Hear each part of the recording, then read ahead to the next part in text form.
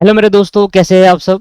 दोस्तों, आज की इस वीडियो में हमारी जो कॉस्ट शीट चालू हुई थी प्रीवियस क्लास के अंदर, उस कॉस्ट शीट का मैंने आपको मीनिंग समझाया था। पिछली क्लास में डिटेल में मीनिंग समझाया था और उस कॉस्ट शीट का मैंने आपको फॉर्मेट बताया था कि किस तरीके से हमारी जो कॉस्ट शीट है उसको बनाया जाता है। ठीक है, ये हमारी फॉर्मेट हो गई कॉस्ट शीट की। ठीक है जी।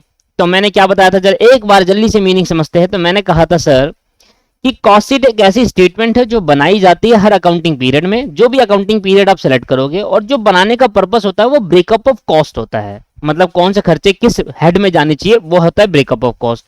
अच्छा, हम जब कॉस्ट शीट बनाएंगे, जो डाटा कॉस्ट शीट में डालेंगे वो डाटा आएगा फाइनेंशियल अकाउंटिंग से। पर फाइनेंशियल अकाउंटिंग से सारा डाटा नहीं आता, कुछ डाटा जो होता है वो फाइनेंशियल अकाउंटिंग में कॉस्ट शीट में नहीं आता, जिसकी मैंने लिस्ट आपको प्रोवाइड करी थी कि ये डाटा आपको, ये जो ट्रांजैक्शन है, ये जो खर्चे है, ये हमारी कॉस्ट शीट के अंदर नहीं शो करेंगे। ठीक है, कुछ खर्चे शो करते हैं और कुछ खर्चे नहीं शो करते। तो कुछ कॉस्ट शीट के बारे में ऐसा था, हमने कहा था भाई कॉस्ट शीट का फॉर्मेट कैसा है। तो आपने कहा सर फॉर्मेट है, सबसे पहले हम डायरेक्ट मटेरियल जोड़ेंगे। डायरेक्ट मटेरियल निकालने का तरीका मैंने आपको बताया था। डायरेक्ट मटेरियल कंज्यूम्ड मैं आपको पहले भी सिखाया था बेसिक क्लास के अंदर, जिसमें हम opening stock plus purchase plus carriage inward और माइनस क्लोजिंग स्टॉक करते हैं। Carriage inward is a direct expense. तो आप या तो अगर आप इसको डायरेक्ट एक्सपेंस में डाल रहे हो, वैसे तो कैरिज इनवर्ड वहां डायरेक्ट मटेरियल निकालते टाइम डाल दीजिए। उसका एक रीजन ये है कि जब आप मटेरियल खरीदोगे तो मटेरियल जब ट्रक के थ्रू आपकी फैक्ट्री के अंदर आएगा तो ट्रक का जो भाड़ा दिया है, जो किराया दिया है, वो उसकी कॉस्ट में ऐड कर दिया जाएगा। ये ऐसे कहा जाता है। तो इसलिए डायरेक्ट मटेरियल को, जो डायरेक्ट मटेरियल लाते वक्त जो कैरिज इनवर्ड लगता है, वो आपके डायरेक्ट मटेरियल की कॉस्ट में ही ट्रीटमेंट करी जाती है। तो direct material, direct labour and direct expense मिलाकर बन जाता है प्राइम कॉस्ट। उसके बाद हम ऐड करते हैं फैक्ट्री ओवरहेड, फिर बन जाता है ग्रॉस फैक्ट्री कॉस्ट। फिर ऐड करते हैं opening stock of WIP, closing stock of WIP minus कर देंगे और जो निकल कर आएगा उसको बोलते हैं नेट फैक्ट्री कॉस्ट। उसके बाद हम ऐड करते हैं ऑफिस एंड एडमिनिस्ट्रेशन ओवरहेड। उसके ऐड करने के बाद जो निकल कर आएगा उसको बोलते हैं कॉस्ट ऑफ प्रोडक्शन। उसमें ऐड करते हैं opening stock of finish good minus करते हैं closing stock of finish good, और ऐड उसके निकलने के बाद क्या आ जाता है कॉस्ट ऑफ गुड सोल्ड। फिर ऐड करेंगे सेलिंग एंड डिस्ट्रीब्यूशन ओवरहेड, और उसके बाद आ जाएगा cost of sale. Profit add करेंगे, सेल आ जाएगी आपके पास। ठीक है। अच्छा, तो कुछ बेसिक क्वेश्चन स्टार्ट करते हैं। ठीक है, सबसे पहले आज कुछ बेसिक क्वेश्चन स्टार्ट करेंगे। आज की क्लास ज्यादा लंबी नहीं रखनी है, सिर्फ 45 मिनट्स करीब रहेगी, क्योंकि मुझे आज की क्लास के अंदर एक तो बेसिक कॉन्सेप्ट, बेसिक बेसिक छोटे छोटे क्वेश्चन है वो आपको कराने हैं, क्योंकि बड़े क्वेश्चन मैं ना चाहता हूँ अगली क्लास से कराए। तो यहाँ पर आपके देखेंगे basic question of cost sheet, इसको जरूर करेंगे। कहता है from the flowing information purchase find out the purchase. आपको परचेज निकालनी है कि कितनी परचेज ड्यूरिंग द ईयर हमने करी है। रॉ मटेरियल कंज्यूम्ड करा 26,500 का। ओपनिंग स्टॉक आपको दे रखा है, क्लोजिंग स्टॉक दे रखा है, कैरिज इनवर्ड नहीं दे रखा। फॉर्मूला ऊपर पड़ा है, आपको पता है निकालना कैसे है। फॉर्मूला क्या है जी, पहला क्वेश्चन कर रहे हैं हम। पहले बेसिक क्वेश्चन करेंगे, बेसिक के पास एडवांस में चलेंगे। ठीक है दोस्त, फॉर्मूला क्या था, डायरेक्ट मटेरियल कंज्यूम, या रॉ मटेरियल कंज्यूम भी कह सकते हो। Direct material consume equal to opening stock plus purchases. अब क्योंकि डायरेक्ट एक्सपेंस मतलब कैरिज इनवर्ड हमें नहीं गिवन, तो हम इसको नहीं लिखेंगे, माइनस क्लोजिंग स्टॉक। तीन चीज आपको दे रखी है, क्या ला परचेज नहीं निकाल सकते? निकाल सकते सर, बताओ। ये दे रखा है 26,500, 4500 और 3,000। तो ये दे रखा है 26,500। ओपनिंग स्टॉक दे रखा है सर 3,000। परचेज आपको फाइंड आउट करनी है, और क्लोजिंग स्टॉक दे रखा है 4,500 रुपए। बताओ हो जाएगा? डायरेक्ट निकाल दू purchase. Purchase is equal to 26,500 में से 3,000 माइनस होंगे और 4,500 वहां जाकर प्लस हो जाएगा। तो 26,500 माइनस 3,000 प्लस 4,500, ये आ जाएगा 28,000 रुपए। तो आपकी जो परचेज है वो कितने है? 28,000 रुपए। तो ड्यूरिंग द ईयर, अच्छा डायरेक्ट मटेरियल कंज्यूम या रॉ मटेरियल कंज्यूम का मतलब है कि जितना मटेरियल आप ड्यूरिंग द ईयर कंज्यूम करते हो वही कॉस्ट में ऐड किया जाएगा। ये जब मैंने आपको बेसिक में समझाया था ना, उसके क्वेश्चन भी कराए थे, तब मैंने आपको वहां पर लॉजिक दिया था।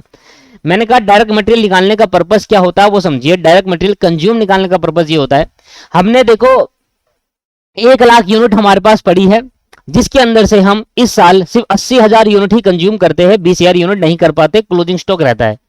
तो जो इतनी यूनिट हमने कंज्यूम करी उसका बर्डन कॉस्ट पे पड़ता है, अदरवाइज नहीं पड़ता। जो यूनिट हमने कंज्यूम ही नहीं करी, जो रॉ मटेरियल हमने यूज ही नहीं करा, जो क्लोजिंग स्टॉक अभी पड़ा हुआ है, उसकी कॉस्ट हो ना कस्टमर से चार्ज करेंगे। आप खुद ही सोचो, आप खुद ही सोचो, आपके पास 10 पेन है, मान लो आपके पास 10 पेन है, 2 पेन आपके पास बच गया, आपने 8 पेन बेचे, जो 8 पेन आपने बेचे, क्या उसमें 10 पेन की कॉस्ट जोड़ दिया, 8 ही पेन की कॉस्ट जोड़ी? सर 8 ही पेन की कॉस्ट जोड़ी। तो जो यूनिट, जो रॉ मटेरियल अभी फिनिश गुड बना ही नहीं, जो रॉ मटेरियल क्लोजिंग स्टॉक पर पड़ा हुआ है, जो रॉ मटेरियल ऐसे ही पड़ा हुआ है, जिस रॉ मटेरियल का कंजम्पशन हुआ ही नहीं, उसकी कॉस्ट को क्या ऐड कर देना चाहिए? नहीं कर देना चाहिए। क्यों सर? जब वो यूज ही नहीं हुआ तो उससे कस्टमर से क्यों चार्ज करेंगे उसकी कॉस्ट? जब भी वो यूज होगा तब वो कस्टमर से चार्ज करेंगे, इसलिए क्लोजिंग स्टॉक यहां से हटा दिया जाता है। क्लियर है या नहीं है? समझ में आ गया? चलो, तो पहला क्वेश्चन हो गया, दूसरा क्वेश्चन पे चलते हैं।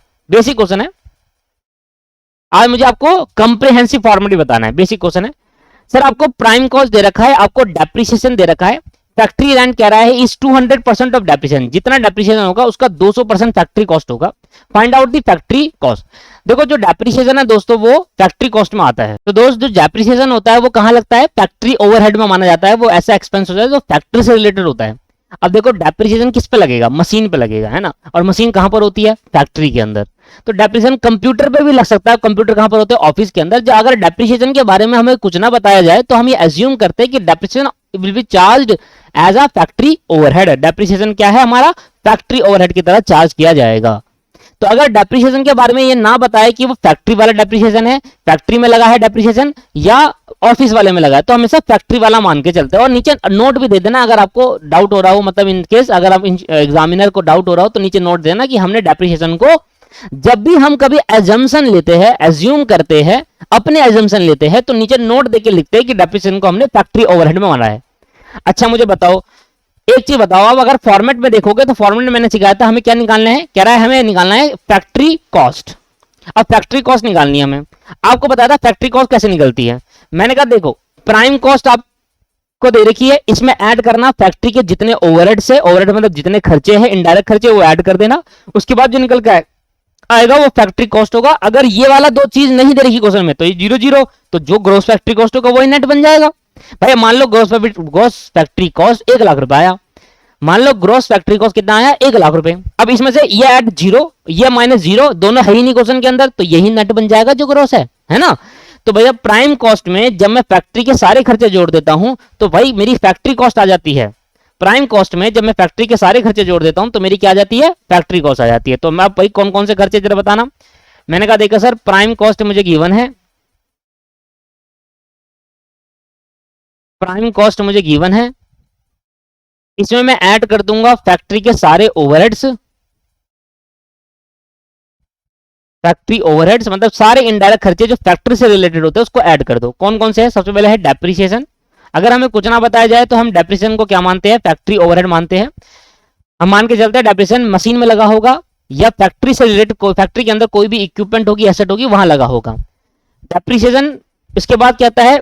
Factory rent. और फैक्ट्री रेंट जो भी डेप्रिसिएशन होगा उसका 200% है। तो डेप्रिसिएशन बताना कितना है? देखो कह रहा है डेप्रिसिएशन आपके पास 1500 है और फैक्ट्री रेंट 200% होगा डेप्रिसिएशन का। मतलब अगर डेप्रिसिएशन 1500 रुपए है तो 200% जो भी होगा वो फैक्ट्री रेंट माना जाएगा। ठीक है सर, प्राइम कॉस्ट बताइए कितनी है? Prime cost 33,500। तो जी 33,500 की तो प्राइम कॉस्ट हो गई। ठीक है जी। फैक्ट्री और डेप्रिसिएशन आपके पास कितना है जी? 1500 रुपए। 1500 रुपए डेप्रिसिएशन है।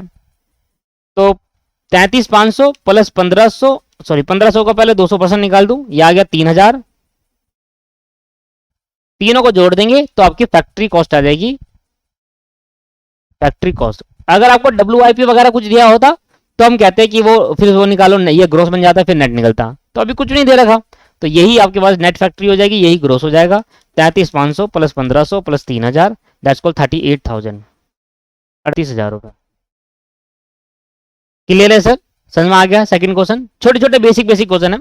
कॉस्ट ऑफ सेल आपको दे रखी है। कॉस्ट ऑफ सेल फॉर्मेट अगर याद नहीं है तो कुछ नहीं हो सकता। कॉस्ट ऑफ सेल आपको दे रखी है, मतलब ये, ठीक है। इसके बाद एडवर्टाइजमेंट दे रखा है, डिस्काउंट भी दिया हमने सेल पे 50% एडवर्टाइजमेंट एक्सपेंस का। जो डिस्काउंट ऑन सेल होगा, जो सेल हमने करी उस पर हमने डिस्काउंट दिया, जो कि एडवर्टाइजमेंट एक्सपेंस का 50% है, मतलब 300 का डिस्काउंट दिया है। ये समझ में आया भाई? एडवर्टाइजमेंट कराने का खर्चा हुआ 600 रुपए।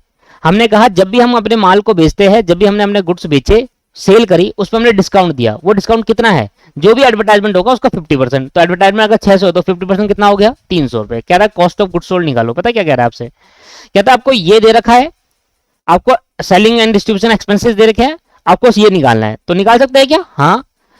देखो अगर यहां से इसको ऐड करने पे ये आ रहा है तो यहां से इसको माइनस करने पे यही आएगा ना भाई। अगर आप कॉस्ट ऑफ गुड सोल्ड दे रखा है, यहां पर इसको ऐड करने पे कॉस्ट ऑफ सेल आता है, तो अगर मैं इसमें से इसको माइनस करूंगा सेलिंग एंड डिस्ट्रीब्यूशन को, तो ऊपर वाला आएगा। ऐसे समझो, cost of good sold plus selling and distribution is equal to cost of sale आएगा।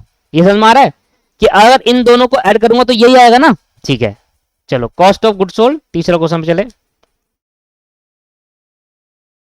Cost of good sold COGS plus selling and distribution overhead को जब मिला दूंगा तो कॉस्ट ऑफ सेल आ जाएगी। याद क्लियर है नहीं है, cost of good sold plus selling and distribution expense को मिला देंगे तो क्या आ जाएगी सर, कॉस्ट ऑफ सेल आ जाएगी, ठीक है। तो कॉस्ट ऑफ गुड सोल्ड मुझे क्या दे रखी है, हाँ जी 37,416, नहीं कॉस्ट ऑफ सेल दे रखी है, ये मुझे दे रखी है, ये 37,416 दे रखा है। मुझे निकालना है COGS cost of good sold, और सेलिंग एंड डिस्ट्रीब्यूशन ओवरहेड दे रखा है। कह रहा है सेलिंग एंड डिस्ट्रीब्यूशन में एक तो हो गया एडवर्टाइजमेंट, एडवर्टाइजमेंट कराने का पर्पस क्या होता है, बेचना, तो सेलिंग एंड डिस्ट्रीब्यूशन में आया नहीं आया, ठीक है। तो एडवर्टाइजमेंट एक्सपेंस हो गया, एक तो सेलिंग एंड डिस्ट्रीब्यूशन दो हो गया, एक तो एडवर्टाइजमेंट एक्सपेंस हो गया प्लस, और जो डिस्काउंट दिया था आपने सेल पे वो। अब देखो एडवर्टाइजमेंट दो तरीके की हो सकती है, एक तरीका है कि आपने क्या करा, आपने बाहर मार्केट में अलग अलग पोस्टर लगवा दिए कि हमारी ये है, हमारा ये प्रोडक्ट ऐसा है करके एडवर्टाइजमेंट एक तरीके का ये हो गया। एक दूसरे तरीके का एडवर्टाइजमेंट भी होता है, वो एडवर्टाइजमेंट किस तरीके से होता है, वो ये होता है कि आप अपने प्रोडक्ट में ऑफर्स निकालो। ऑफर्स निकालो मतलब एडवर्टाइजमेंट पोस्टर लगाने में खर्च मत करो पैसा, आप अपने प्रोडक्ट को 50% ऑफ में दे दो। इससे क्या होगा, लोग देखेंगे अरे 50% ऑफ है, चलो चलो चलो चलो करो। तो डिस्काउंट जब देते हैं सेल पे, it is a part of selling and distribution. जब मैं सेल पे डिस्काउंट दूंगा तो वो मेरा लॉस भी होगा, मेरी कॉस्ट लगेगी इस पे, ये मैंने अलग से पैसा ना खर्च करके मैंने कम में बेच दिया। बात तो एक ही है ना। देखो मान लो एक प्रोडक्ट 600 का बिकता है, मान लो एक प्रोडक्ट 1000 रुपए का बिकता है, एक प्रोडक्ट कितने का बिकता है 1000 रुपए का। एक प्रोडक्ट अगर 1000 रुपए का मैं बेचूंगा, ठीक है, सुनना ध्यान से मैं क्या चाह रहा हूं, एक प्रोडक्ट मैंने 1000 रुपए का बेचना है, 500 रुपए का मैं इसमें एडवर्टाइजमेंट करा देता हूं, तो मेरी जेब से कितना पैसा खर्च हुआ 500 रुपए। जब मैं 500 की एडवर्टाइजमेंट कराऊंगा तब ये 1000 रुपए मुझे मिलेंगे, प्रोडक्ट बिक जाएगा, प्रोडक्ट सेल हो जाएगी। सुनना ध्यान से क्या कह रहा हूं, मैंने कहा 500 रुपए की एडवर्टाइजमेंट कराता हूं, मैं अपनी जेब से 500 रुपए पे करके एडवर्टाइजमेंट कराता हूं, और 500 की एडवर्टाइजमेंट कराने पे मुझे 1000 रुपए की सेल होती है। तो मेरे को देखा जाए तो मेरी नेट इनकम कितनी, भाई 1000 रुपए की सेल हुई, जब 500 का एडवर्टाइजमेंट कराया तो मेरी नेट इनकम कितनी होगी 500 रुपए। ये तो क्लियर है, एक ये तरीका है।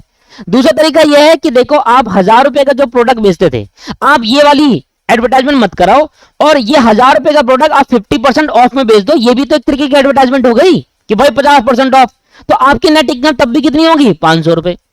तो तरीका दोस्तों दोनों अलग अलग है। एक तरीका है कि आपने एडवर्टाइजमेंट कराई, खर्चा किया, एक तरीका आपने खर्चा नहीं करा, आपने प्रोडक्ट की कॉस्ट को कम कर दिया, मतलब प्रोडक्ट का प्राइस ही कम कर दिया, 50% ऑफ वाले एडवर्टाइजमेंट दे दी। तो दोस्तों तभी भी आपकी नेट इनकम इतनी, तभी भी आपकी नेट इनकम इतनी। 1500 की एडवर्टाइजमेंट कराने पे 1000 रुपए का माल बिकेगा, तो नेट कितना कमाओगे आप, भाई 1000 रुपए आए और 500 की एडवर्टाइजमेंट करा दी उसमें, तो नेट कमाए 500 रुपए। तो मैंने कहा यार एडवर्टाइजमेंट कराने का फायदा क्या है, 50% ऑफ में दे दो, इससे क्या होगा, बेनिफिशियल कौन सा है, ये वाला है बेनिफिशियल, और ये बेनिफिशियल नहीं है। बेनिफिशियल नहीं है क्यों, क्योंकि अगर आप 1000 रुपए का माल बेचते हो तो कस्टमर को महंगा मिलेगा। 500 रुपए जो आपने एडवर्टाइजमेंट में खर्च करे वो ठीक है, पर आपने कस्टमर को कितने का बेचा 1000 रुपए का, तो आपका प्रोडक्ट महंगा गया। पर अगर आप ये वाली एडवर्टाइजमेंट का यूज करते हो कि 50% ऑफ वाला, तो कस्टमर को बेनिफिट भी हो जाएगा और आपकी नेट इनकम उतनी ही रहेगी। तो मेरे को तरीका ये सही लगता है कि अगर आपको एडवर्टाइजमेंट करनी है, अपनी प्राइस को कम कर दो, और प्राइस को कम करने से कस्टमर को भी बेनिफिट मिल जाए और आपको वो नेट इनकम उतनी ही रहे। तो दोस्तों डिस्काउंट ऑन सेल, जो सेल पे हमने डिस्काउंट दिया, it is a part of selling and distribution, ये सेलिंग एंड डिस्ट्रीब्यूशन का पार्ट होता है। अच्छा मुझे बताइए सर आप क्या क्या डालेंगे, सर COGS तो मुझे आपको दीवान है ये निकालना है, selling and distribution expense, advertisement expense 600 रुपए दे रखा है, और डिस्काउंट ऑन सेल निकालना है 300 रुपए। कैसे निकाला समझ में आ गया आपको, और 37,416 16 आपका यहाँ आ जाएगा। तो सीओजीएस निकालने के लिए क्या करना पड़ेगा, आपको ही पता है, 600 प्लस 900, 900 था भेज देंगे तो आपके पास आ जाएगा माइनस का 900, तो 37,416 माइनस 900, यह आ जाएगा 36,516। तो COGS इक्वल टू 36,516।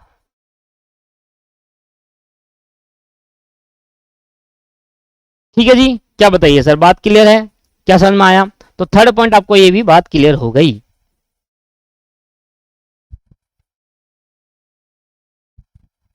लो जी, तीसरा पॉइंट क्लियर हो गया। तो आज के बाद हमें समझ में आया जो डिस्काउंट ऑन सेल होता है वो एक एडवर्टाइजमेंट का पार्ट होता है, वो एक तरीके की एडवर्टाइजमेंट हो गया कि हमने डिस्काउंट दे दिया, डिस्काउंट पे बेच रहे हैं। ठीक है जी, थर्ड क्वेश्चन हो गया। फोर्थ पे चलते हैं। Factory cost is 3,95,000। Find office and administration overhead cost, cost overhead नहीं, overhead cost which is 7.315 of factory cost. ओहो, इस क्वेश्चन में है क्या, मुझे समझ नहीं आया। भैया कह रहा है फैक्ट्री कॉस्ट है 3,95,000, 3,95,000 का अगर आप 7.315% निकालोगे तो आपको office and administration overhead cost मिल जाएगी। तो ये तो बहुत ही सिंपल था। फोर्थ पॉइंट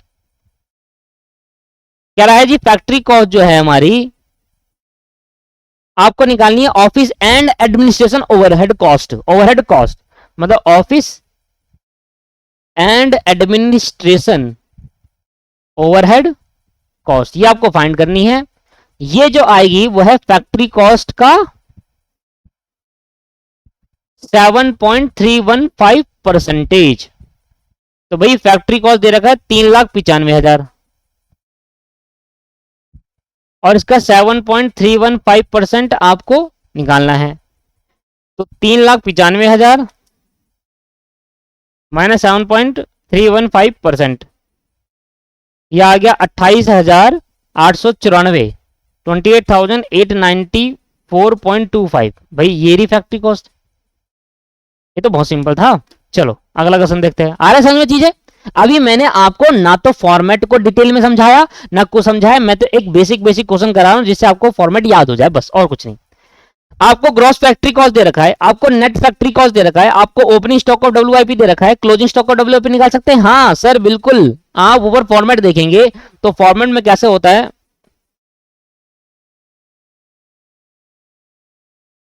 अगर फॉर्मेट देखे तो कहते हैं पहले ग्रॉस फैक्ट्री कॉस्ट आती है, उसमें ऐड करते ओपनिंग स्टॉक और WIP। क्यों करते हैं, कृपया करके मुझे थोड़ा सा टाइम दीजिए, मैं आपको सभी लॉजिक क्लियर करता हुआ चलूंगा। बस अभी मैं आपका लॉजिक क्लियर करने में पर्पस नहीं है, अभी मेरा पर्पस सिर्फ आपको थोड़े क्वेश्चन करा के इस फॉर्मेट को याद करवाना है। ठीक है, gross factory cost plus opening stock और WIP। देखो याद मुझे नहीं करना, समझिए, याद आपको करना है। तो आपको कैसे याद करना है, वो याद करने का तरीका ये होता है कि इस फॉर्मेट को आप 3 से 4 बार लिख दीजिए, आपको ऑटोमेटिकली याद होता हुआ चलेगा। बस अगर आप पढ़ोगे तो याद नहीं होगा, तो 3 से 4 बार आप लिख लीजिए, मैं कह रहा हूं गारंटी याद हो जाएगा। और फॉर्मेट यही होना चाहिए, इसका चेंज नहीं कर सकते आप। ग्रॉस फैक्ट्री कॉस्ट इतना, ओपनिंग स्टॉक ऑफ WIP आपको इतना दे रखी है, क्लोजिंग स्टॉक ऑफ WIP आपको माइनस करनी है, तो आ जाएगी नेट फैक्ट्री कॉस्ट। तो भैया ग्रॉस फैक्ट्री कॉस्ट में opening stock of WIP, fifth question कर रहे हैं हम। फॉर्मेट किस तरीके से, फॉर्मेट इस तरीके से, पहले हमारे को आती है gross factory cost. Gross factory cost आपको दे रखी है, इसमें ऐड करना opening stock of WIP, opening stock of WIP minus करना closing stock of WIP, minus करेंगे क्लोजिंग स्टॉक ऑफ WIP, जो निकल कर आएगा उसको हम नेट फैक्ट्री कॉस्ट कहते हैं। यही फॉर्मेट मैंने लिखवाया था, अब एक बार चेक कर लीजिए, नेट फैक्ट्री कॉस्ट। नहीं करना आपको, बस ये आपको गिवन है, ये आपको गिवन है, ये गिवन है, बैलेंस शीट से आ जाएगा। ठीक है, चलिए बताइए। ग्रॉस फैक्ट्री कॉस्ट दे रही है 58,000, नेट फैक्ट्री कॉस्ट दे रही है 54,000, तो 58,000 ये आ जाएगा टोटल 54,000 रुपए। ठीक है, इसके बाद देखिए ओपनिंग स्टॉक WIP 8,000 रुपए, तो क्लोजिंग स्टॉक WIP निकालनी है। अब मेरी बात को ध्यान समझिएगा, मेरी बात को थोड़ा ध्यान से देखिएगा। ठीक है, मैंने आपसे कहा कि देखो 58,000 पे मेरा ग्रॉस फैक्ट्री कॉस्ट है, इसमें ऐड करूंगा जब मैं 8,000 जो कि ओपनिंग स्टॉक ऑफ WIP है, ऐड क्यों करते हैं, माइनस क्यों करते हैं, इसको थोड़ी देर के लिए साइड में रखिएगा। पहले समझिए ऐड करते हैं तो करते हैं बस, अभी बाद में बदल जाएगा क्यों करते हैं। 58,000 में अगर मैं ओपनिंग स्टॉक और डब्ल्यूआईपी ऐड करूंगा तो मेरा कितना अमाउंट आ जाएगा, 66,000। तो अगर 66,000 को मेरे को 54,000 बनाना है, मेरे को 66 को 54 बनाना है तो कितना माइनस करना पड़ेगा सर, 12,000 रुपए। तो बैलेंसिंग फिगर आ गई, ऐसे तो निकालेंगे और कैसे निकालेंगे, ये हो गया बैलेंसिंग फिगर। भाई देखो मेरे को ग्रोस फैक्ट्री कॉस्ट गिवन था, ओपनिंग स्टॉक और डब्ल्यूआईपी मुझे 8,000 गिवन था, इन दो को ऐड करना है। ऐड करने के बाद ऐड क्यों करना है, साइड में ऐड करने के बाद हम 66,000 आता है। अगर मैं 66,000 को नेट आंसर में 54 आना चाहिए, 54 लाना चाहता हूं, तो मेरा क्लोजिंग स्टॉक और डब्ल्यूआईपी कितना होना चाहिए, 12,000 होना चाहिए। अगर आपका क्लोजिंग स्टॉक और डब्ल्यूआईपी 12,000 होगा तभी आपका 54 आ पाएगा, तो 12,000 आपका राइट आंसर है, सिंपल। ठीक है, आइए सर, कर पाएंगे,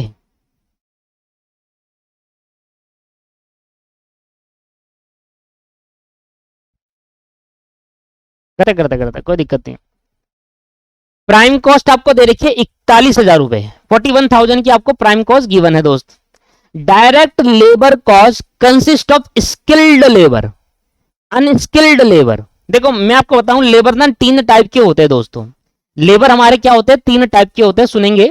एक होता है स्किल्ड, एक होता है सेमी स्किल्ड और एक होता है अनस्किल्ड। सुनना, मान लो मैं पहली बार किसी कंपनी के अंदर जॉब कर रहा हूं, मैं पहली बार किसी कंपनी के अंदर जॉब करने गया हूं, तो पहला दिन जो रहेगा मेरा वो रहेगा अनस्किल्ड का, क्योंकि मुझे उस कंपनी के बारे, अनस्किल्ड का मतलब ये नहीं कि आपके अंदर स्किल्स नहीं है, अनस्किल्ड का मतलब ये है कि आपको उस कंपनी के प्रोडक्ट के बारे में या कंपनी के बारे में कुछ नहीं पता कैसे काम होता है, तो अभी आप उस कंपनी के लिए अनस्किल्ड हो, तो कंपनी आपको क्या मानेगी, अनस्किल्ड मानोगे, क्योंकि आप पहली बार कंपनी में आए, आपको कुछ पता ही नहीं।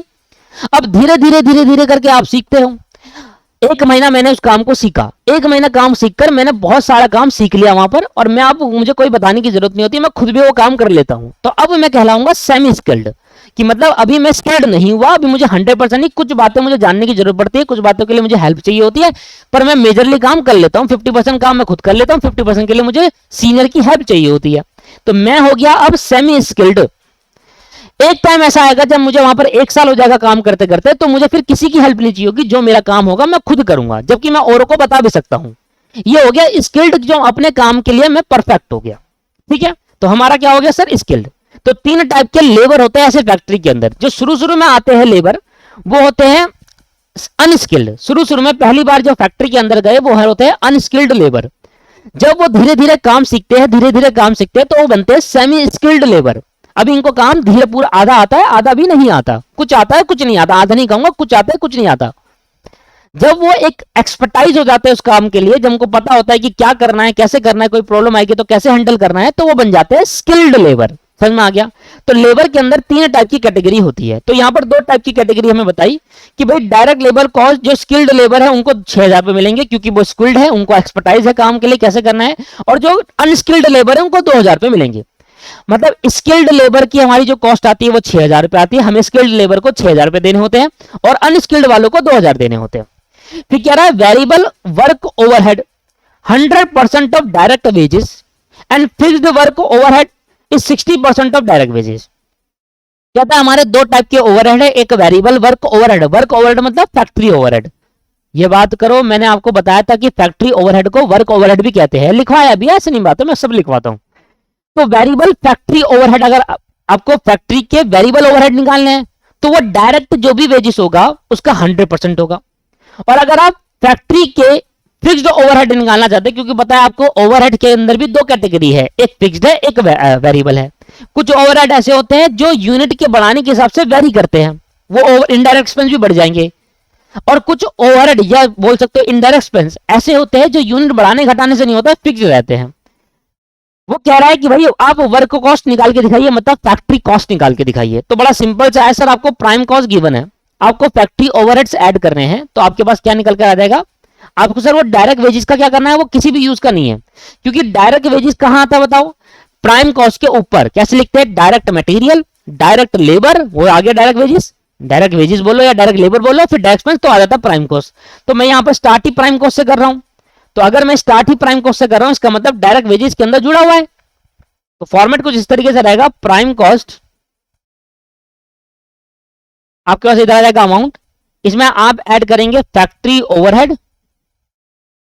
अब फैक्ट्री ओवरहेड में ओवरहेड के नाम तो नहीं बताए, पर यह कहा कि फैक्ट्री ओवरहेड में कुछ ओवरहेड खर्चे होंगे जो वेरिएबल्स होंगे, और कुछ ओवरहेड खर्चे होंगे जो फिक्स्ड नेचर के होंगे। समझ में आया? अब ऐसा नहीं बताया कि रेंट है, factory rent, factory staff salary, ये वगैरह फैक्ट्री का सब कुछ रिलेटेड, ऐसा नहीं बताया। आपको ऐसा बताया कि देखो बहुत सारे खर्चे हैं, कुछ वेरिएबल खर्चे हैं और कुछ फिक्स्ड खर्चे हैं। अब जो वेरिएबल खर्चे हैं वो 100% ऑफ डायरेक्ट वेजेस है।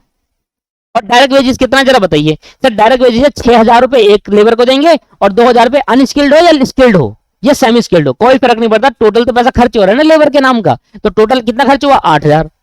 तो डायरेक्ट वेजेस बस यहां पर ये वेरिएबल और फिक्स्ड निकालने के काम आएगा। डायरेक्ट वेजेस को पहले ऐड करते हैं डायरेक्ट मटेरियल, डायरेक्ट वेजेस और डायरेक्ट एक्सपेंस, तब जाके प्राइम कॉस्ट आता है। इसका मतलब जो 8,000 रुपए है उस प्राइम कॉस्ट में जुड़ा हुआ है, हमें अलग से ऐड नहीं करना दोस्तों। ठीक है भाई? और ये क्या है? ये कहता है 60% ऑफ डायरेक्ट वेजेस, मतलब डायरेक्ट वेजेस जो भी होगा उसका 60% फिक्स्ड मान लेना, variable overhead, sorry fixed overhead मान लेना, फिक्स्ड फैक्ट्री ओवरहेड मान लेना। मतलब ये कह रहा है कि वेरिएबल फैक्ट्री ओवरहेड निकालने का आपका तरीका होगा, डायरेक्ट वेजेस जितना होगा उतना ही वेरिएबल फैक्ट्री ओवरहेड मान लो, और डायरेक्ट वेजेस जितना होगा उसका 60% वेरिएबल ओवरहेड मान लो, मतलब इतना खर्चा हुआ होगा। तो भैया मुझे बताइए प्राइम कॉस्ट क्या है? 41,000 रुपए। 41,000 की तो आपके पास प्राइम कॉस्ट है। वेरिएबल जो फिक्स्ड वेरिएबल फैक्ट्री ओवरहेड का जो वेरिएबल वाला पार्ट है वो कितना है? वो है 8,000 रुपए, क्योंकि 100% है। ये कितना हो जाएगा सर? 4,800 रुपए। ये आ जाएगा सर फैक्ट्री कॉस्ट। तो 41,000 माइनस 8,000 माइनस 4,800, ये आ जाएगा 28,000, सॉरी 41,000 प्लस 8,000 और प्लस 4,800 होना चाहिए था, ये आ जाएगा 53,800। सर प्लस करेंगे ना, खर्चे हैं। 53,800। यहां तक क्लियर है सर आपको? 6 समझ में आया पॉइंट? क्या करना है? ठीक है, बस ये समझ में आया ना? वेरिएबल और फिक्स्ड, मतलब फैक्ट्री ओवरहेड हमारे होते हैं, फैक्ट्री में इनडायरेक्ट खर्चे होते हैं। अब कुछ वेरिएबल वाले होते हैं, कुछ फिक्स्ड होते हैं। वेरिएबल का मतलब हो गया कुछ खर्चे होंगे, जैसे कि फैक्ट्री रेंट है, ये फिक्स्ड ओवरहेड में आ गया, फिक्स्ड फैक्ट्री ओवरहेड में आ गया। ठीक है, जैसे कि सैलरी है, तो अकॉर्डिंग टू यूनिट्स बढ़ती है तो बढ़ाते तो उसको वेरिएबल कहेंगे, अगर यूनिट को बढ़ाने से वजह से सैलरी नहीं बढ़ेगी तो उसको फिक्स पे रखेंगे। वो डिपेंड करता है कि क्या चल रहा है। तो फैक्ट्री ओवरहेड मान लो लिस्ट है, 15-20 खर्चे है फैक्ट्री ओवरहेड के अंदर, उसमें से कुछ वेरिएबल होंगे और कुछ फिक्स्ड होंगे। वेरिएबल मतलब यूनिट बढ़ाऊंगा तो ये खर्चे भी बढ़ते चले जाएंगे, यूनिट घटाऊंगा तो खर्चे भी घटते चले जाएंगे, इसको बोलते हैं वेरिएबल और फिक्स्ड। 6 पॉइंट आ गए हैं, 7 पॉइंट पे चलते हैं। From the information prepare the statement showing the expense which you will disregard in estimating cost. Disregard मतलब हटाओगे। कहता है कि इंफॉर्मेशन बनाओ, एक स्टेटमेंट बनाओ, उस स्टेटमेंट में ये बताओ कि नीचे दिए गए खर्चों में से, नीचे दिए गए कॉस्ट में से कौन कौन से खर्चे आप कॉस्ट शीट में ऐड नहीं करोगे, डिसरिगार्ड करोगे, मतलब हटा दोगे। आपको मैंने वो लिस्ट दी थी, फाइनेंशियल अकाउंट में कुछ ऐसे खर्चे होते हैं जो फाइनेंस अकाउंट में तो शो करते हैं पर उसको कॉस्टिंग में शो नहीं करते। तो सबसे पहले कौन कौन सा है? जैसे rent, rate and insurance of office 2500, bad debt आपके पास, डिस्काउंट दे दिया, बैंक चार्जेस और डोनेशन। आप वो लिस्ट खोल लीजिए दोस्तों। मैं क्या कहूंगा? मैं कहूंगा statement showing the expenses which is not show in cost accounting, जो कि हम कॉस्ट अकाउंटिंग में शो नहीं करेंगे। मैं एक स्टेटमेंट बनाऊंगा, उस स्टेटमेंट में सिर्फ ये बोलूंगा कि वो खर्चे, नीचे दिए खर्चे को हम कॉस्ट शीट के अंदर डालते नहीं है। स्टेटमेंट शोइंग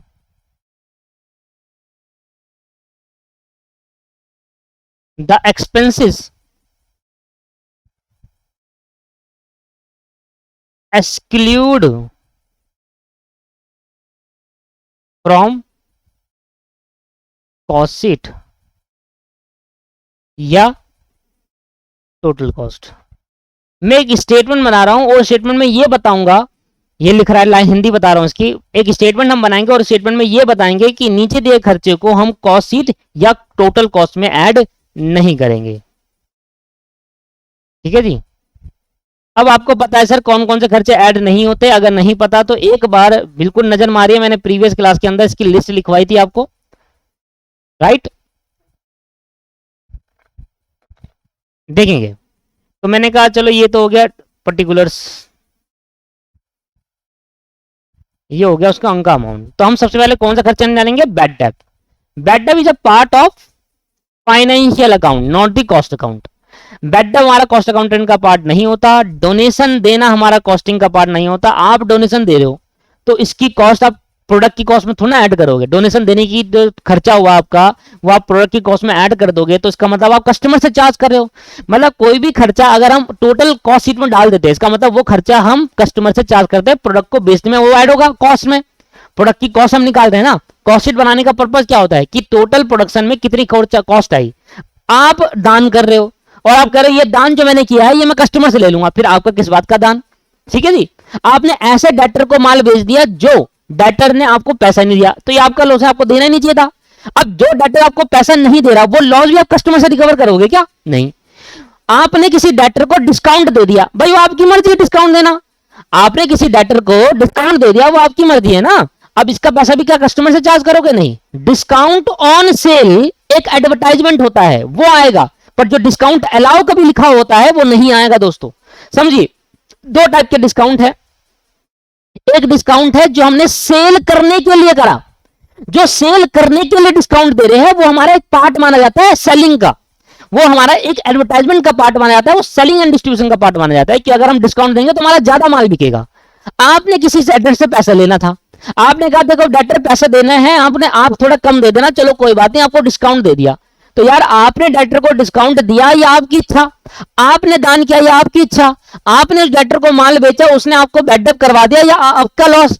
तो ये क्या खर्चा आप क्या फाइनल अकाउंट कॉस्ट अकाउंट में डालकर क्या उसको प्रोडक्ट की कॉस्ट में ऐड कर दोगे। अगर उसको प्रोडक्ट की कॉस्ट में ऐड करा इसका मतलब आप कस्टमर से चार्ज करो, ऐसा थोड़ी ना होगा। बैडअप होना आपका लॉस है, डोनेशन देना आपकी मर्जी है। आपने किसी को डिस्काउंट दे दिया वो आपकी मर्जी है, बस डिस्काउंट ऑन सेल एक सेलिंग पार्ट माना जाता है इसलिए इसको ऐड करा जाता है, पर और कोई डिस्काउंट ऐड नहीं किया जाता। जो आप डिस्काउंट अलाउड करोगे आपकी मर्जी है वो देना, पर अगर आप सेल के टाइम पे डिस्काउंट दे रहे हैं वो हम उसको सेलिंग पार्ट माना जाता है, क्योंकि सेल के टाइम पे डिस्काउंट देने का पर्पज ये होता है कि हम ज्यादा से ज्यादा सेल करें। ये तीन खर्चे जो है वो कॉस्ट शीट में नहीं आएंगे।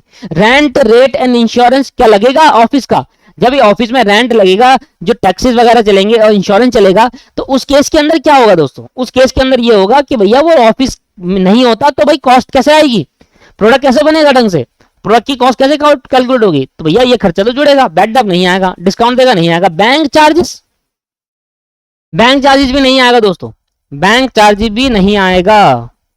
बैंक चार्जेस का मतलब आपने किसी बैंक से लोन लिया, ठीक है, तो वो लोन आपने जो बैंक से लिया है उस पर इंटरेस्ट ले लिया हो, या एसएमएस का खर्चा, या कोई भी एटीएम चार्जेस वगैरह, तो ये पार्ट नहीं माना जाता है। इनको इन पॉइंट को हम कॉस्टिंग में इंक्लूड नहीं करते, प्रोडक्ट की कॉस्ट में ऐड नहीं करते। मेरा हो गया बैडअप 200, डिस्काउंट अलाउ हो गया 300, बैडअप है 200, डिस्काउंट अलाउ हो गया 300, सॉरी डिस्काउंट अलाउ 300 है, डोनेशन आपके पास 150 है और वो 100 है, डोनेशन 150 और वो 100, डोनेशन 150 और वो 100, ठीक है जी। चलो तो ये तीन जो है वो नहीं आएगा, ठीक है। डिस्काउंट अलाउ, अगर आप डिस्काउंट सेल पे दे रहे हो तो वो आएगा। आगे बढ़ते हैं सर, आगे कहते हैं कि भाई 7 पॉइंट हमारा हो गया। 8 पॉइंट क्या कह रहा है, calculate the amount of direct material. आपको निकालना है, आपको प्राइम कॉस्ट दे रही है, डायरेक्ट लेबर दे रखा है, डायरेक्ट मटेरियल निकालना है। अगर आपको डायरेक्ट एक्सपेंस नहीं दिया तो आप जीरो मान सकते हैं, सुना ध्यान से, इंपॉर्टेंट है। अगर कभी आपको क्वेश्चन के अंदर डायरेक्ट मटेरियल नहीं दे रखा होता तो उसको निकालना हो, क्योंकि बिना मटेरियल के कोई प्रोडक्शन नहीं होती। अगर आपको क्वेश्चन के अंदर डायरेक्ट लेबर नहीं दे रखा तो उसको निकालना होगा, क्योंकि बिना लेबर के कोई प्रोडक्शन नहीं कर सकते, लेबर तो चाहिए। पर अगर आपको कोई क्वेश्चन के अंदर डायरेक्ट एक्सपेंस नहीं दे रखा तो हम उसको जीरो मान सकते हैं कि हो सकता है कि डायरेक्टली एक्सपेंस ना हो, इनडायरेक्ट बहुत सारे हैं। तो डायरेक्ट एक्सपेंस अगर क्वेश्चन के अंदर नहीं दे रखा होता तो हम उसको जीरो ट्रीट कर लेते हैं, जीरो अज्यूम कर लेते हैं। नोट देंगे, पहले पॉइंट नोट, नोट ही दे दो चलो। If direct expense is not given in the question, is not given If direct expense is not given in the question, then it will be treated as 0. Then it will be treated as 0. तो अगर direct expense आपको question में नहीं दे रखा तो हम उसको 0 मान सकते हैं, पर ऐसा डायरेक्ट मटेरियल और लेबर के केस में नहीं होगा। ठीक है, चलो तो सिंपल कहते हैं। देखिए दोस्त, मुझे बताओ कैसे मिलता है, क्वेश्चन नंबर कौन सा है, 8। आप मुझे बताओ, direct material plus direct labour plus direct expense, जब इन तीनों को ऐड कर दूंगा तो क्या बन जाएगा बताओ, प्राइम कॉस्ट, ये बनेगा। डायरेक्ट मटेरियल आपको निकालना है, डायरेक्ट लेबर कहता है प्राइम कॉस्ट आपको दे रखी है 50,000 रुपए, और कहता है डायरेक्ट लेबर जो होगा वो प्राइम कॉस्ट का 70% होगा। ठीक है सर, तो भैया ये देव आपको दे रखी है 50,000 रुपए, अब 50,000 का 70% हो गया 35,000 रुपए। समझ में आया ना कैसे निकाला। प्लस डायरेक्ट एक्सपेंस क्वेश्चन में गिवन है इसलिए हम इसको 0 ट्रीट कर लेंगे। क्या आप डायरेक्ट मटेरियल निकाल सकते हैं? हाँ, direct material is equal to 50 में से 35 जाएंगे तो क्या बच जाएगा 15,000 रुपए, तो 15,000 आपके डायरेक्ट मटेरियल आ गया बस। ठीक है दोस्त,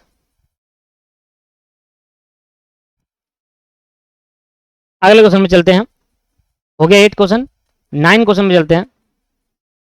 और कितने हैं?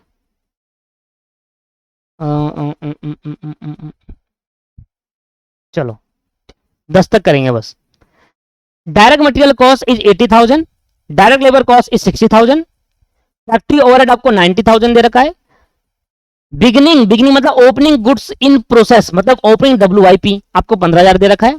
कॉस्ट ऑफ गुड्स मैन्युफैक्चर बोल दो या कॉस्ट ऑफ प्रोडक्शन बोल दो, बात एक ही होती है, 2,45,000। What is the cost assign to the ending goods in a process, मतलब कॉस्टिंग WIP बोल रहा है। क्या कह रहा है? क्लोजिंग WIP पूछ रहा है। तो कैसे फॉर्मेट था? क्वेश्चन नंबर कौन सा है? 9। बड़ा सिंपल सा है, आप एक बार फॉर्मेट बनाइए।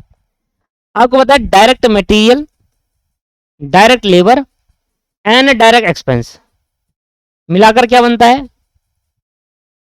Prime cost. इसमें ऐड कर देंगे फैक्ट्री ओवरहेड, तो क्या बनेगा? Gross factory cost. Gross factory cost जितनी बार आप ऐसे फॉर्मेट लिखोगे उतनी बार याद होगा। फिर ऐड करते हैं ओपनिंग स्टॉक ऑफ WIP,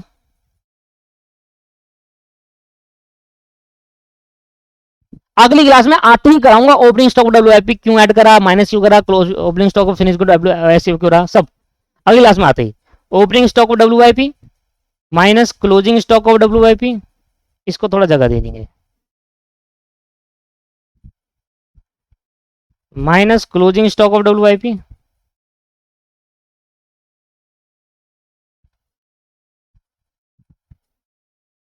तो निकल आएगा, बताओ क्या? कॉस्ट ऑफ गुड मैन्युफैक्चर बोलो या कॉस्ट ऑफ प्रोडक्शन कह लो। इसको ऐड करने पे आता है नेट फैक्ट्री कॉस्ट,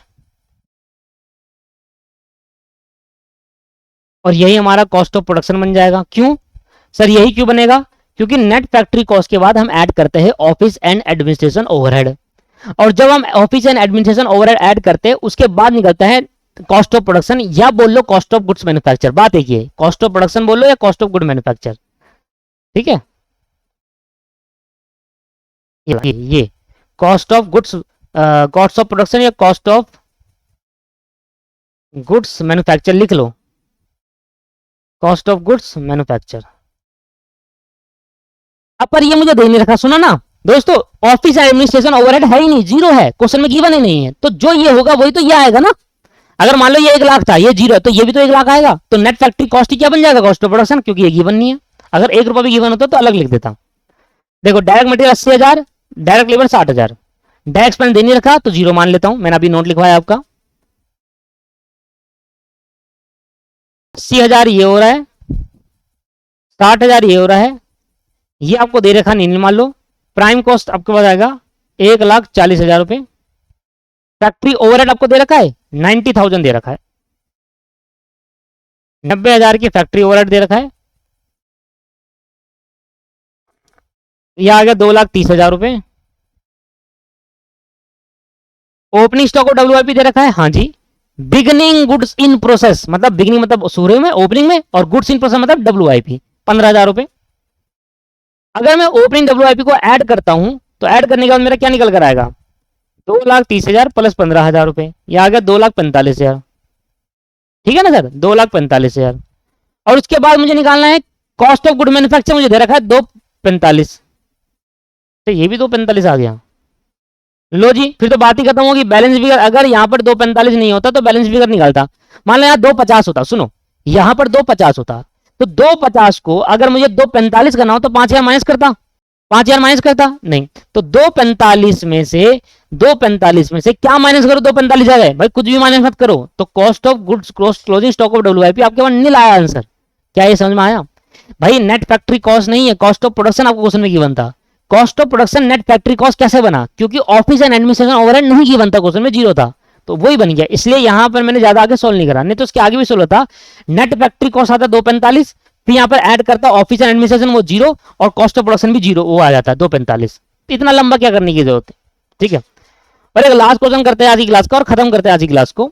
कहता है फिनिश गुड दे रखा है, opening stock of finish good, closing stock of finish good they रखा है, इस बार क्लोज स्टॉक गुड सोल्ड दे रखा है, कॉस्ट ऑफ प्रोडक्शन निकालनी है।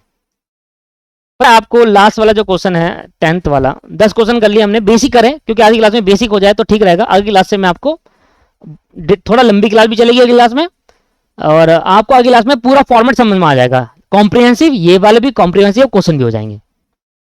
लंबी होगी पर आज की क्लास जानबूझ के छोटी करिए।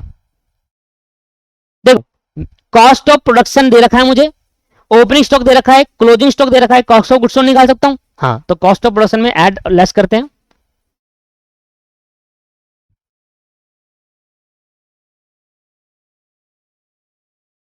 कॉस्ट में add opening stock of finish good minus करेंगे closing stock of finish good, और आ जाएगा कॉस्ट ऑफ सेल। अब आप चेक कर लीजिए कि निकालना क्या है, बस ये तो बहुत सिंपल था। 30,000, 50,000, 1,90,000 कॉस्ट ऑफ गुड सोल्ड, मतलब cost of, sorry cost of sale नहीं, cost of good sold. Cost of sale तब आती है जब मैं यहां पर सेलिंग एंड डिस्ट्रीब्यूशन भी ऐड कर दूं। ये मुझे गिवन है 1,90,000, ये गिवन है 1,90,000, ठीक है। और फिनिश गुड का ओपनिंग इन्वेंट्री क्लोजिंग स्टॉक 50,000 और वो ओपनिंग 30,000, तो 30,000 ये है और 50,000 ये है। आपको पता है दोस्तों, जब हम नीचे से ऊपर की तरफ जाते हैं तो जो चीज ऐड करी होती है वो माइनस, और जो चीज माइनस करी होती है वो ऐड, तभी तो वहां पहुंचेंगे। तो मैंने कहा 1,90,000 में 50,000 माइनस होता ऊपर से, तो नीचे से ऊपर जाएंगे तो 50,000 क्या होगा ऐड, और 30,000 क्या हो जाएगा माइनस। तो अगर यहाँ पर 2,10,000 होता, बैलेंस फिगर इसको बोलते हैं, बैलेंस फिगर बोल देना, या आप ऐसे भी कर सकते थे वर्टिकल फॉर्मेट में, सीओपी मतलब cost of production plus opening stock of finish good minus closing stock of finish is equal to COGS, तो वो डाल देते, इधर उधर भेज देते, आ जाता तब भी, ठीक है। तो 2,10,000 होगा, 30,000 ऐड करेंगे, 50 माइनस करेंगे, तभी जाकर 1,90 आएगा। क्लियर है? अच्छा, मैं क्वेश्चन आपको होमवर्क में दूंगा, आज की क्लास को यही समाप्त करते हैं क्योंकि मैंने कहा था पहले छोटी है। ये क्वेश्चन होमवर्क में करके लाना, अगर हो गया ठीक, नहीं हो गया क्योंकि मैंने अभी लॉजिक नहीं दिया। एक और बता देता हूं, ये ओपनिंग वाली साइड है, ये क्लोजिंग वाली साइड है, लॉजिक तो क्लियर नहीं होगा, मतलब क्यों ऐड कर रहे क्या है वो तो मैं आपको अगली क्लास में कहूंगा, पर फॉर्मेट आपको दे रखा है, पूरा फॉर्मेट समझ में आ जाएगा आपको, पूरा फॉर्मेट में छाप देना है वो। अब डालना आपका तरीका है कि किस तरीके से डालते हो। परचेज दे रखा है, रॉ मटेरियल दे रखा है, ओपनिंग स्टॉक दे रखा है, ओपनिंग का क्लोजिंग स्टॉक दे रखा है, तो आपको पता है परचेज दे रखा है, निकाल सकते हो raw material consume direct material. चलो करके आना, अगली क्लास में कराऊंगा इसको मैं, ठीक है। चलो, तो ये आज की क्लास का होमवर्क है, आज की क्लास छोटी थी, ठीक है, जानबूझ के करी, अगली क्लास थोड़ी बड़ी होगी, और अगली क्लास में मैं कॉम्प्रिहेंसिव कॉस्ट शीट भी सिखाऊंगा आपको, और बेसिक जो सिखाई थी उसका भी लॉजिक पूरा क्लियर करूंगा। नेक्स्ट क्लास में मिलते हैं दोस्तों, थैंक यू, धन्यवाद, थैंक यू सो मच।